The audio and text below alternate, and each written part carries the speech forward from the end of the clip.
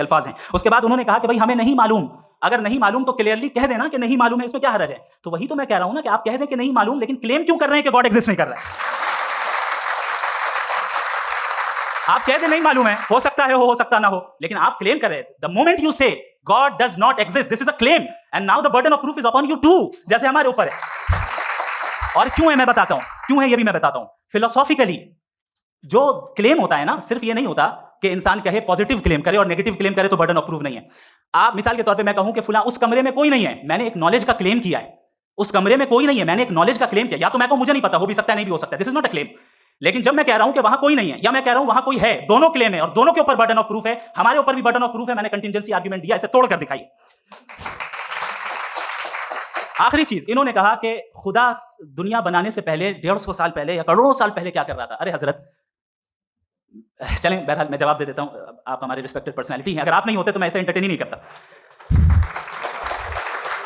Time, ये 100 साल पहले या 100 साल बाद, पहले बाद में अभी, ये वो अल्फाज हैं जिनका ताल्लुक टाइम से है। टाइम शुरू ही हुआ है यूनिवर्स की बिगिनिंग के बाद, तो उसके पहले खुदा क्या कर रहा था, सवाल ही लॉजिकल है, ये फेलेसी है। यानी आप ये कह रहे हैं कि यूनिवर्स के बनने से पहले खुदा क्या कर रहा था। टाइम के बनने से पहले, पहले का ताल्लुक टाइम से, टाइम उस वक्त था ही नहीं, तो ये सवाल ही इनवैलिड है खुदा के ताल्लुक से।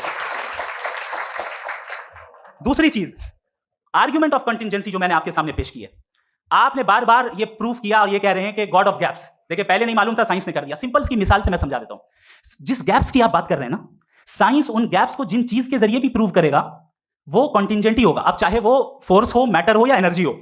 लिहाजा सवाल हमारा उस वक्त भी वैलिड होगा जब तक कि आप नेसेसरी बीइंग पे ना आ जाएं, और इन्फिनिट रिग्रेस पॉसिबल नहीं है of causes in practical world, तो जाहिर है कहीं रुकना पड़ेगा, जहां रुकेंगे वही खुदा है। दूसरी चीज, आपने ये कहा, क्या कह रहा था मैं, किस point? What? Oh no, after that, just now. हाँ, जहां रुकेंगे वही खुदा है। बहरहाल तो टाइम का जिक्र हो गया, गॉड ऑफ गैप, सॉरी या इसकी एक मिसाल आप ले लें।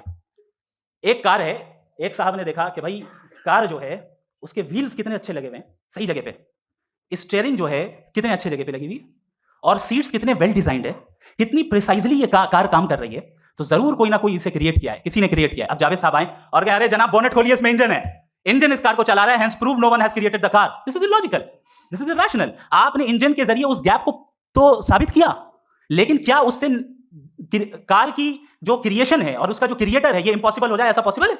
उसका सवाल खत्म हो जाए, ऐसा पॉसिबल है? नहीं। आपने गैप्स को फिल करके, कॉन्टिजेंट चीजों से गैप्स को फिल करके हमारे ऑब्जर्वेशन को और ब्रॉड कर दिया। अब हमें और पता चल गया कि ये जो कार है इसका सिस्टम कितना ज्यादा कॉम्प्लेक्स है। पहले कम समझते थे, अब कॉम्प्लेक्सिटी और ज्यादा वाज़ेह हो गई। अब हमें समझ में आ रहा है कि हमारी सर्टेनिटी और बढ़ गई कि जरूर इस कार को किसी ना किसी ने बनाया। यही मामला यूनिवर्स का है। साइंस हमेशा फिजिकल वर्ल्ड की चीजों को ही फिल करती जाएगी और फिजिकल चीजों से ही करती जाएगी, क्योंकि एम्पिरिकल एविडेंस का ताल्लुक फिजिकल वर्ल्ड से है।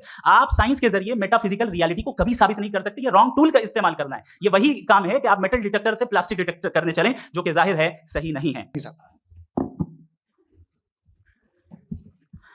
असल में जो हकीकी प्रॉब्लम है, असल प्रॉब्लम है वो ये है कि जावेद साहब के पास कॉन्सेप्ट ऑफ गॉड क्लियर नहीं है। इन्होंने कहा कि कायनात से पहले खुदा तो था, तब भी तो टाइम होगा। ये टाइम कायनात का हिस्सा है। हम खुदा, उस खुदा को मानते हैं नेसेसरी बीइंग का टाइमलेस होना जरूरी है, क्योंकि वो टाइम का क्रिएटर है। जब उसने टाइम को क्रिएट किया तो वो खुद टाइम पे कैसे होगा?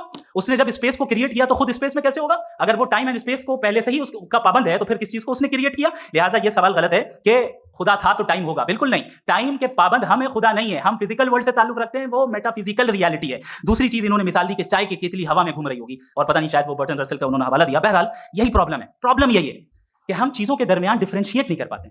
ये जो आपने मिसाल दी ये इमेजिनेशन है, और मैं जो साबित कर रहा हूं वो लॉजिकल नेसेसिटी है।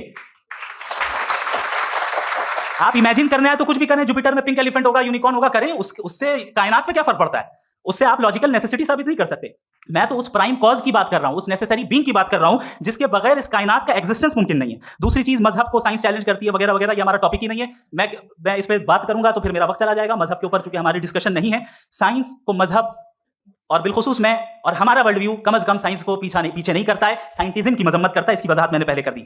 दूसरी चीज इन्होंने कहा वर्ल्ड का नक्शा लीजिए, वर्ल्ड मैप लीजिए, दो अलग अलग जगह की। हजरत मैंने ये होमवर्क किया था, और मैंने मिडिल ईस्ट का एक नक्शा लिया और यूरोप का एक नक्शा लिया। ये मजहबी इलाका और ये लिबरल और एथीस्ट इलाका। मुझे पता चला कि सबसे ज्यादा रेप केसेस जो है वहां पर है। मुझे ये पता चला यूएन की रिपोर्ट के मुताबिक, मैं अपने घर से नहीं लेके आ रहा, कि जो वर्किंग वुमेन है यूरोपियन कंट्रीज में, उसमें 81% वुमेन सेक्सुअल हैरेसमेंट का वर्क में शुमार हो रही है। ये मिडिल ईस्ट में नहीं हो रहा है, वो मजहबी लोग हैं इसलिए नहीं हो रहा है। दूसरी चीज आपने ये कहा कि मजहबी आदमी का अच्छा होना हमारे अच्छे होने से बहुत मुश्किल है, बहुत मुश्किल है। तो इसका मतलब यह है कि गॉड के अलावा आपके पास अच्छे और बुरे का कोई स्टैंडर्ड है। मैं चाहूंगा कि कन्वर्सेशनल स्टाइल वाले डिस्कशन और सेगमेंट पे इसी पे बात करें।